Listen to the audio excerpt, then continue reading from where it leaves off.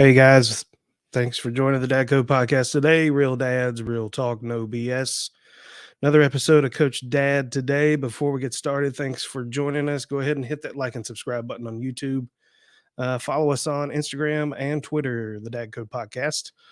And you can catch the audio versions of all these episodes on Stitcher, Spotify, Google Podcast, or wherever you find your podcast. Go ahead and give us a follow there as well. Give us a follow and a rumble. But yeah, another episode of Coach Dad today. I wanted to jump on here and talk about just kind of catch up on a few things. I may break this up into a couple episodes just to keep it kind of clean, but I wanted to talk a little bit about something that came up at a baseball practice with my son the other day. I jumped my son's ass pretty hard the other day. We had just got to practice, and we were having to practice out in the middle of an open field just because of lack of field availability. It's a constant struggle, particularly at the rec ball level, just because there's just not enough fields around here. But anyways, I'm laying down the bases, walking it off. I told him to go get his glove. We'll throw as soon as I'm done laying down the bases. And as I'm throwing down second base, I get hit directly in the center of my chest with a baseball. And needless to say, I was pretty hot. My son had thrown a ball and when I wasn't even looking at him and hit me right in the chest. Now, number one, he hit me in the chest, but it's not the point of this. I came down on him pretty hard. Did I come down too hard? Maybe. It definitely made him upset. He went and cried to mom. Mom was at practice too, so he had to go over there and shed the tears, or he attempted to anyway. I wasn't going to allow it. Mom really didn't like it. She didn't understand. I kept getting he's allowed to cry. And my response to that is no, he's not. There is no crying in sports. There's not.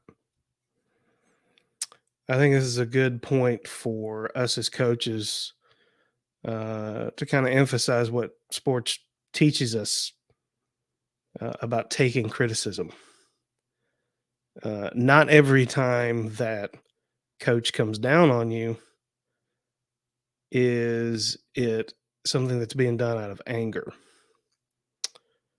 You got to be able to take it and turn it into motivation, uh, and even an initiation of instruction. You got to be able to know how to use that energy, so to speak. Um, Sports is a microcosm of what we want the perfect world to be.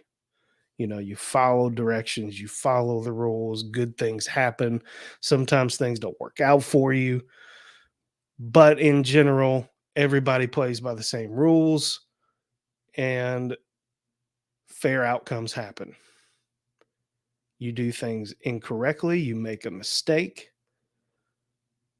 you learn from it, you move on. You learn from it, you apply the lessons learned, and you move on. In the moment, you can't sit there and sulk about it. You can't. This is again a life lesson that we may not even realize we're teaching them as coaches. But the world is not going to let you sit there and cry about things. People don't care. Okay. Moms, I'm not saying that your kids can't be, you know, can't express their emotions, but on the field, on the sports fields, no, they cannot.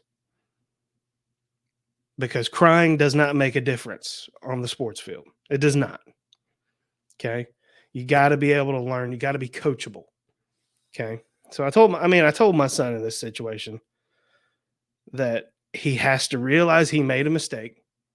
Like I said, learn from it and move on and apply these lessons that he's learned. And he needs to suck it up. Stop with the crying stuff. Um, Again, criticism from coaches is not a personal attack. I think this is a key point that a lot of kids miss. And honestly, us as coaches, often we get so worked up about some of this stuff, we don't take the time to slow down and explain what's going on. So I think that could I have handled that situation better?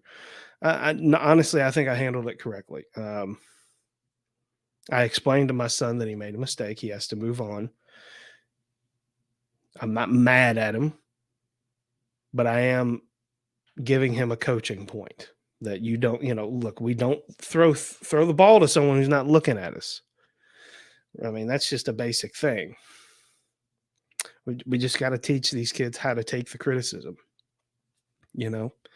Yeah, I tried to explain to my son that you can use this, whatever emotion you have as some sort of fuel or fodder for the fire, uh, to be able to have a really great practice, to make it a point of emphasis that you're going to listen, that you're going to apply what you learned from this very situation, that I didn't pay attention to what dad said and I just turned around and hauled him through the ball. Now I'm going to listen. Now I'm going to pay attention. Maybe there's something I've been missing because I wasn't paying attention, or maybe I was just half paying attention. There's also, I think, an accountability lesson to be learned here, that, your actions have consequences. And, whenever you don't maybe pay attention or maybe do something or follow directions like your coach or whoever says, there's an accountability that has to come with that. And I mean, I don't think I have to tell everybody that that's probably something that's lacking in our um, world today. But obviously, accountability is a big thing in sports. And ultimately, that really is going to be great if they can learn it through sports, learn accountability through sports. I mean, it's not always just listening. It's often what are they doing whenever nobody's looking. Are they goofing off? Are they trying to work through something that coach is talking about? Are they paying attention? Is coach talking about something they need to be knowing about? You know, things like that. Are they working on the things that they had trouble with in practice?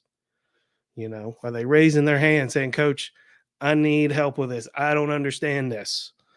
These are the kinds of things we as coaches had to do a better job, I think, particularly at the younger ages. That I'm talking about 8U coach pitch baseball. So we're talking about young kids. And often they're scared to raise their hand and say, Coach, or in this case, Dad, I didn't listen. I'm sorry. I need, or I don't understand. Please help me with that. I mean, it's a great coaching opportunity at that point. Um, but yeah, I mean, the main thing is though, is these kids we have to not allow them to be soft on the field on the sporting fields, because this is the one area where there's no politics for the most part.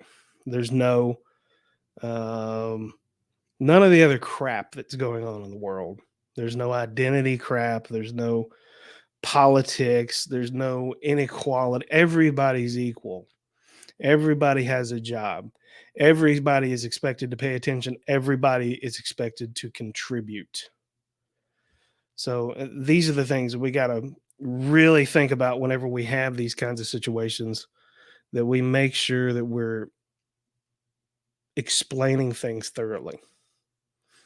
I really try my best to try to do that with all my players, because you'll get in, even in game situations where you think that you've told kids everything they need to know about the situation and how to handle it. But the problem is they may not understand the language that you're using, and they may not be like, Coach, I don't know what in the hell you just said. Um, I had a situation in a game a couple nights ago, actually. One of my players, we were winning pretty well, pretty good.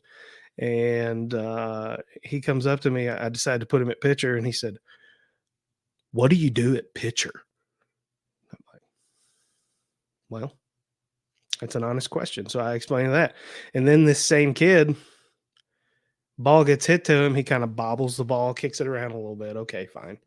He's not used to playing the position. And I'm telling him to eat it, eat it, eat it, which in baseball, that means hold the ball, don't throw it. And he's acting like he's going to keep doing it. I was like, oh God, he doesn't know what eat it means. So I immediately stop. But anyways, the point is if you think that you're explaining everything thoroughly, you have to make sure that you're truly connecting with them, that they really understand, because they may not always understand exactly what you're saying. Um, but I think it's okay to push kids. I push the kids that I coach. They're 8 years, 7 and 8 years old. Um, you can either be judged by, you can be a good coach. You can be judged as a good coach by your wins and losses, your success, I guess, or how accountable you hold your kids to what you teach them. Do they get better? That could be a whole other episode, I think. Pushing your kids. But to keep this video nice and short, I'm going to go ahead and tell you, push your kids. Make sure they pay attention. Hold them accountable. There is no crying on sporting fields. No, there's no crying timeouts. There's learn from the situation and move on. That's all there is. It'll make them better later in life, I promise. But push your kids. Don't be a jerk, but be firm. That's all I got today. Thanks, guys. Coach Dad, out.